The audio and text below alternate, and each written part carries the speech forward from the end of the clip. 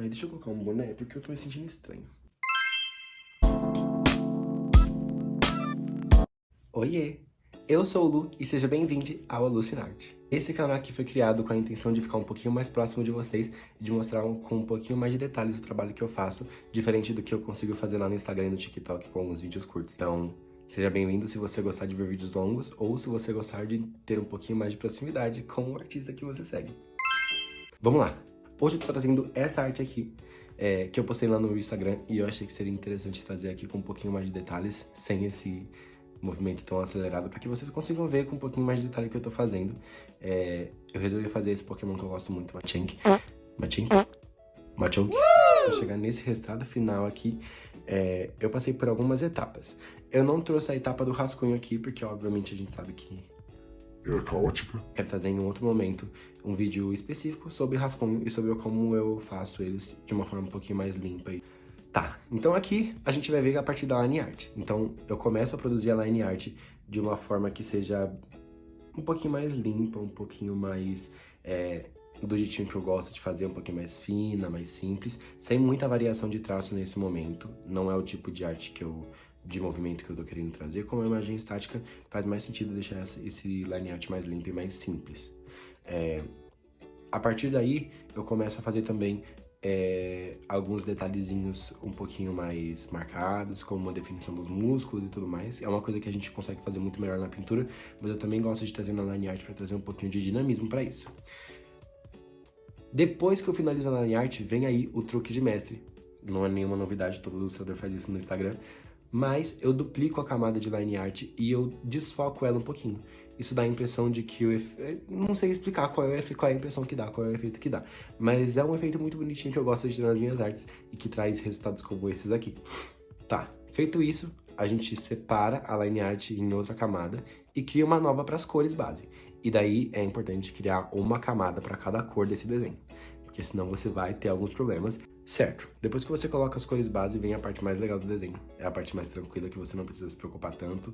Parênteses, você precisa sim, mas diferente de todo o restante da arte, você não precisa ter uma precisão muito grande, dependendo do tipo de desenho, do estilo de pintura que você quer ter. A gente vai para a finalização. Eu começo aqui com as sombras, então o sombreamento é uma parte muito legal do meu desenho, é uma parte que eu gosto muito. Geralmente eu faço algumas camadas de sombra para gerar definição e algumas sombras de oclusão em alguns lugares. Então eu começo com uma sombra geral para deixar o desenho com mais níveis, e a partir daí eu começo a criar sombras diferentes em diferentes partes do desenho, e depois disso eu intensifico um pouquinho mais a sombra com uma camada de roxo no multiplicar. É importante que esteja no multiplicar, senão ela vai ficar roxa e você não quer seu desenho todo roxo. Certo, feitas as sombras, a gente parte para as iluminações. E aí varia muito de como está o desenho, de como você quer que seja a iluminação do seu desenho. Como vocês podem ver aqui, além da iluminação que vem de cima para o personagem, também tem a iluminação que está vindo de trás do personagem, né? Aquela luz de holofotes que é nesse ringue de batalha que eu estou simulando aqui. Então, além da luz natural, eu também vou fazer uma luz de contorno, que é o que vai trazer dimensão para esse personagem e vai ligar ele ao fundo. Mas isso é papo pra depois. Agora eu tô fazendo aqui esse focinho dele. Eu acho muito legal esse jeito de fazer pra deixar um pouquinho mais 3D, um pouquinho mais renderizado. Então dá a impressão de fato de que o focinho dele tá à frente, porque a luz tá batendo aqui em cima. Então a luz vem de cima e bate aqui. Perfeito. Depois disso é só colocar alguns detalhezinhos finais na ilustração. E a partir daí a gente vai fazer a luz de contorno, que é a minha parte preferida de todos os meus desenhos. É uma marca registrada minha. Nesse caso aqui, eu resolvi selecionar uma cor de azul Tiffany, azul ciano, para deixar em volta de todo esse desenho. E também a cor que eu vou trabalhar no fundo do desenho. Para o fundo do desenho é uma coisa muito aleatória, eu não sou muito bom em fundos ainda. Preciso treinar isso, inclusive. Mas a partir daí a gente começa a fazer o ringue. Eu tô fazendo aqui primeiro a base e o chão dele.